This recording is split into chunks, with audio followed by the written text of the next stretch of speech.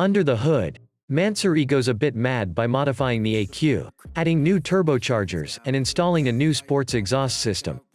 The upgrades crank up the power to 820 horsepower and 722 pound-feet of torque.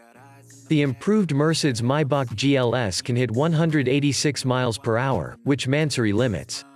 The big, luxurious SUV can hit 62 miles per hour in just 4.4 seconds.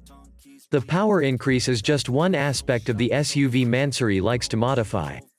The tuner also gives the model a complete makeover, offering almost every body component in carbon or with carbon accents.